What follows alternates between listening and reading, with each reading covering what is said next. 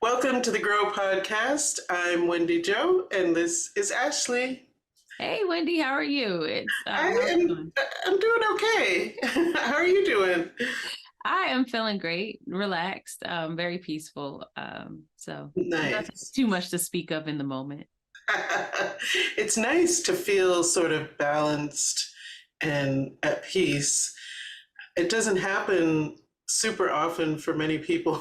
So if you can Yeah, say that, I think you've made an accomplishment. yeah, yeah, for sure. So over the past couple of months, it's been really busy with Cannabis Nursing Solutions, the tribe, and just all the things that I had going on, and it felt like it was compressing me almost, and all Oh, of a sudden, like I feel like I'm on the other side of it, and it's like just emptiness. emptiness or no thingness from the Yes, show yes, diagram. yes. I love that card. Me too. Me too. I love that word. I don't know if it's even really an actual word, but no thingness instead of nothingness, I guess. Right. But I think it's a state. That card is sort of equivalent to the death card, I think. I don't know a ton about the regular tarot, but whenever I see it, I'm excited because it means like for me anyway, like, oh, this is the end of that chapter and we've got a clean slate, you know? Yeah. And I Yeah. just see stillness or like, Mhm. just kind of retreating back almost. And it really can be anything that you want it to be. So I think it's an ironic card in the sense that it's like no thing, but Right. something all at the same Right. time. Hmm. Yes. Yeah. Very cool. Well, this show, I had the opportunity to interview Christina Meriah-Lucia, and she's a healer and really connected to the divine. It's kind of in everything she does. And so we had a chance to talk about some of her intuitive and divinely inspired artwork. Very cool. Um, and, I think that art is often divinely inspired. We might not always know that that's the case, but I feel like many times it can be. What are your thoughts about it? I think our creativity is the connecting factor to spirit altogether. So like all types of art, in order for that to to manifest into reality, it has to start somewhere. And where is that somewhere? And it could be anywhere and nowhere all at the same time. Mhm. And so I feel like that's what connects us to spirit. So even like more tangible things that we do, like how can we insert creativity, because those are the things that make us human, I Mhm. think, at least. And so when we're talking about like actual drawing and painting and things along those lines, where do those visualizations come from, where do those images come from? So yeah. Mhm. Yeah, I'm sort of intimately familiar with this as a tool and a medium Hmm. spiritually as a visual artist. Um, Several years ago, I felt like I was sort of directed to do a process that I'd never done before, and it was just you know put a background on the canvas and then four blobs of paint and Hmm. drag a knife through it. That's what I Yeah. was told.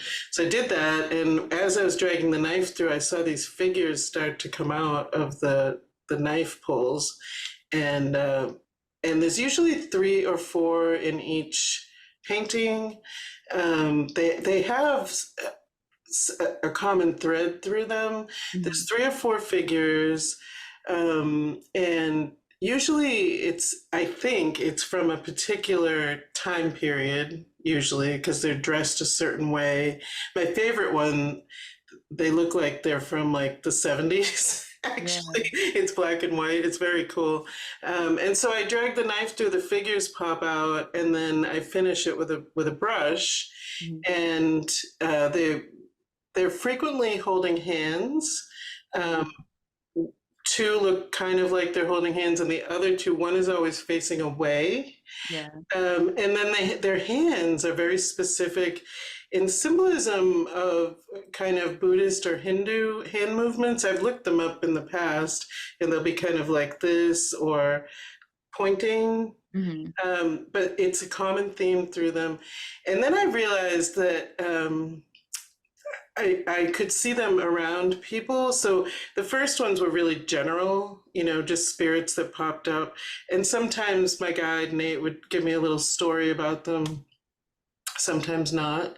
And then when I started to see them kind of around people, I realized, they're probably around those people for a particular purpose, so I can get whatever information I'm given for that person. So it's kind of interesting. I don't know fully what it all means, honestly.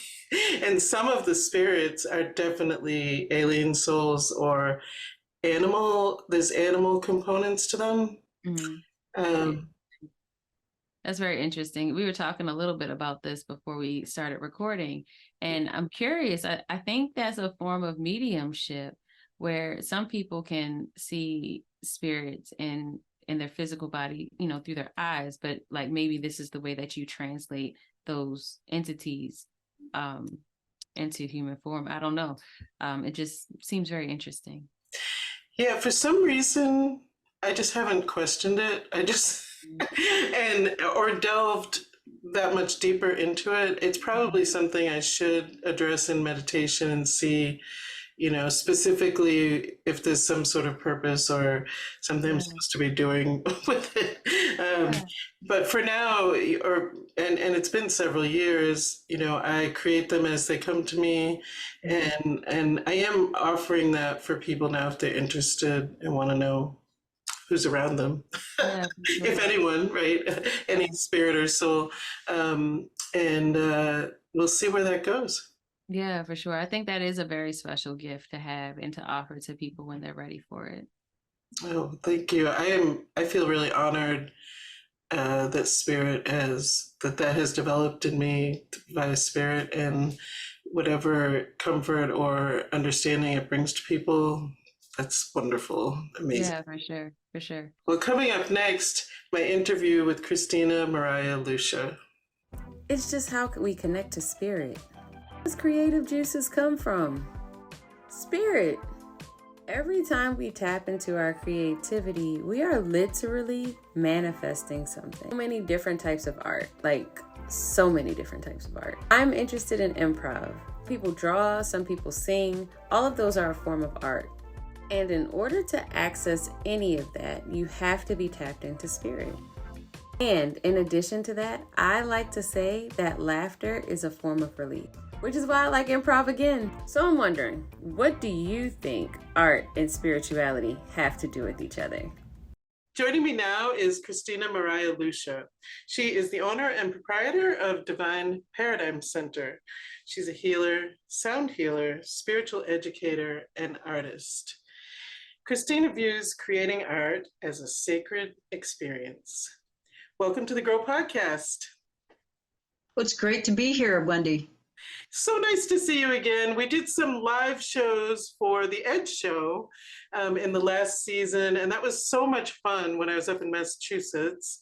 But it's really nice to see you here on the Grow Podcast, which I think sort of fits what you do maybe a little more even than our previous shows. So thanks so much for joining me here. So today we're talking about art and intuitive art. And you are a very interesting and diverse healer. So how is art a divine experience? Oh, I created art as a divine expression before I realized that I was an intuitive. I've always been connected to the divine. And I come from a belief that the divine is everywhere, all around us, inside us. It's just energy. And to me, it's the energy of love. Mm-hmm. The energy of love, right. That's kind of how I see spirit, as the energy of love. So that makes perfect sense to me.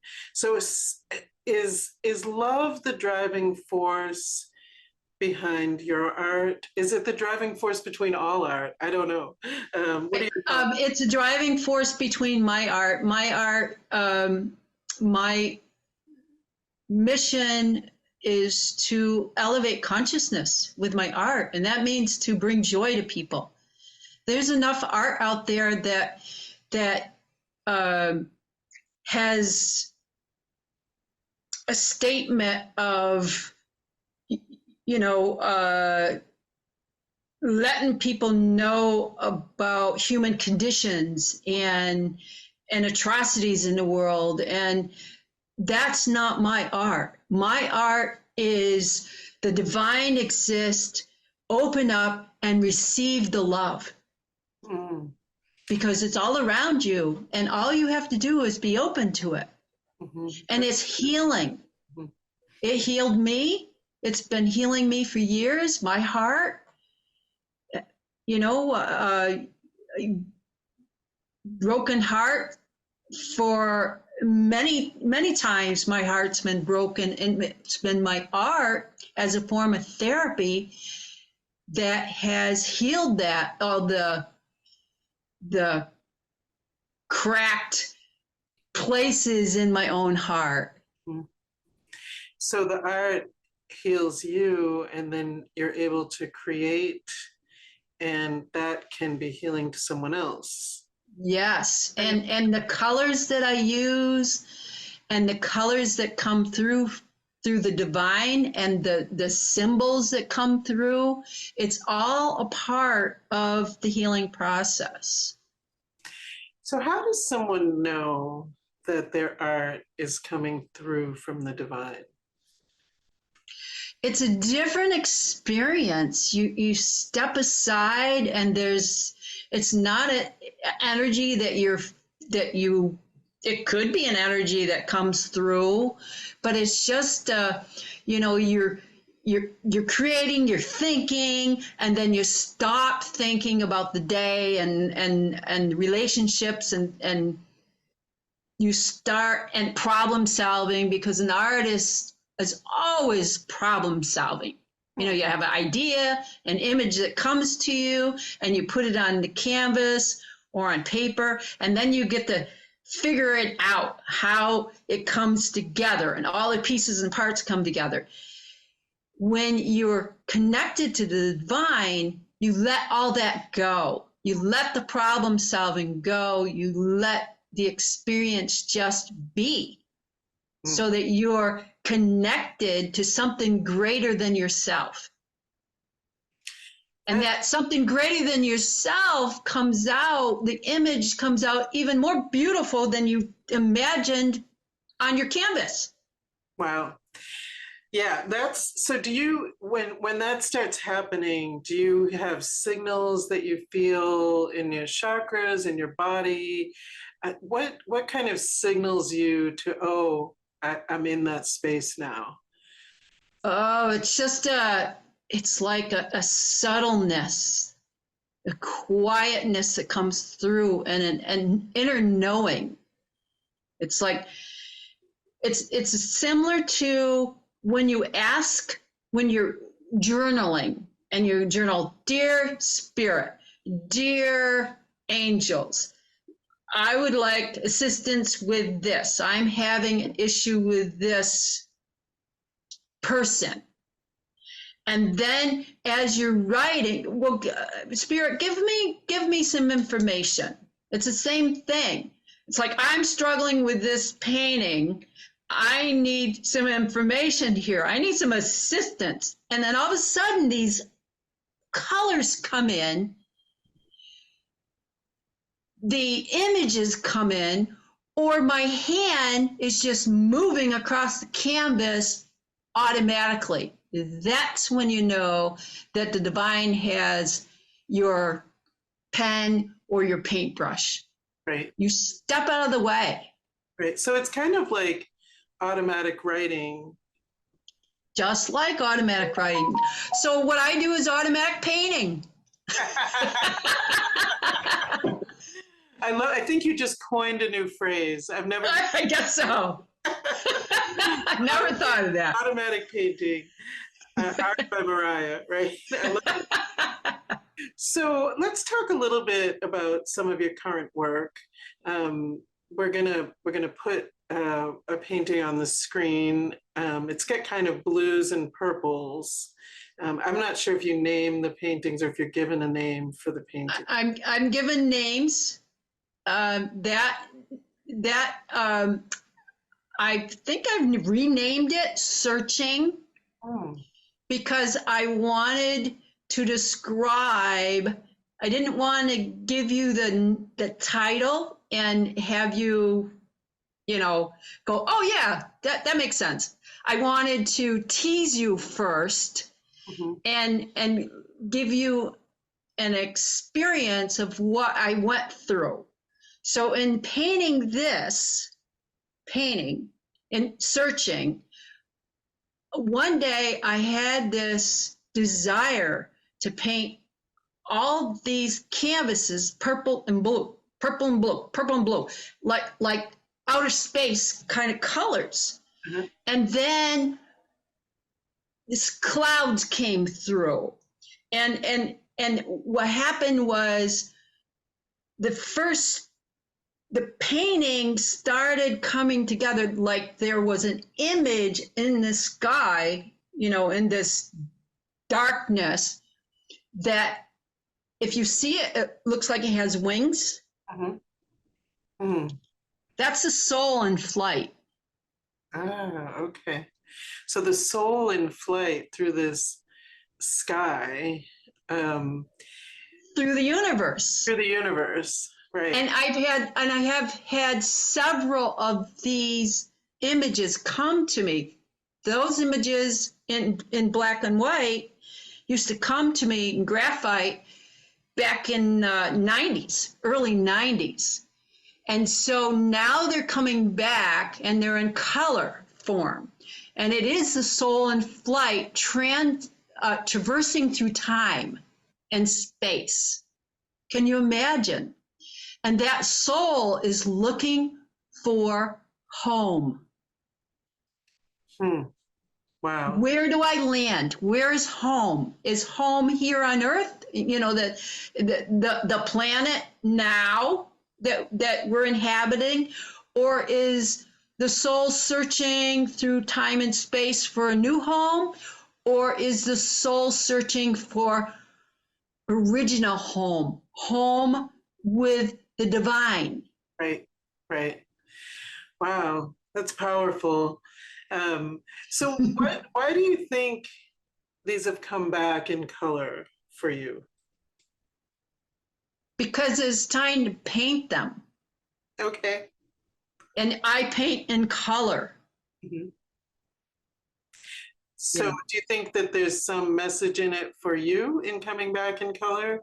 Or where there have been repetitive themes that have come from the divine, do you have thoughts about why this has been a recurrent theme? Because I'm always searching for the beginning. In my writing, I'm writing a book, and the book is all about divine love. And part of the book is, or the channeled material that I've brought through automatic writing was the question, what was the first time that my soul came to Earth? What was it? Where was it? I had memories, spontaneous memories, and other experiences in Lemuria and Atlantis. Was it there or was it before there? Right. So I'm always questioning that. And the other point of that questioning for me is that if I'm questioning, aren't other people also questioning? Sure. What their origin is? Right. Well, that's very cool. I cannot wait to read your book. And, I hope that your quest reaches fruition where you figure it out. That it would be beautiful, and encourages others to do so. Yeah. So let's talk about the next painting. It's a little bit different. Tell me about it. This painting is a painting in process. This painting I just started this past week. And this painting, my first idea was a canopy of trees with the light shining under the trees and above the trees, and that kind of like a waterfall effect of color. And you see it changed because it wanted to take a life on of its own. So what happened was that I started the foreground like I wanted to with the little, they look like azalea bushes. And then the, instead of a path in the woods, it became a stream or a river. And then what happened was that the light came in from above and shining down on the stream, like our consciousness, shining down on that stream. And, you know, with all the colors in the sky coming in, and then the mountains came in, and then they wanted to appear. And what the theme is that theme that you can't hide because love will find you. You can't hide. The light is here. Precious, right? You can't hide because love. You can't hide. Yeah. And the mountains are symbolic. I don't know if it's Jungian psychology, but they're symbolic of the higher states of mind or your mind. Right. So if that light's coming in, it's coming in over the mountains to shift people's beliefs about themselves. Nice. And the color choices, do you think they're for any particular reason? Pink, love pink for love. And the light, you know, that golden white light coming in.